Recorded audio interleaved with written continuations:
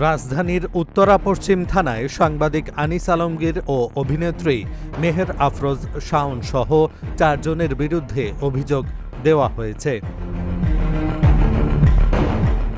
রোববার দিবাগত রাত ২টার পর জুলাই রেভলিউশনারি অ্যালায়েন্সের কেন্দ্রীয় সংগঠক আরিয়ান আহমেদ এই অভিযোগ দায়ের করেন। অভিযোগে আরও যাদের নাম রয়েছে তারা হলেন মডেল মারিয়া কিশপট্টা ও ইমতুর আতিশ ইমতিয়াজ।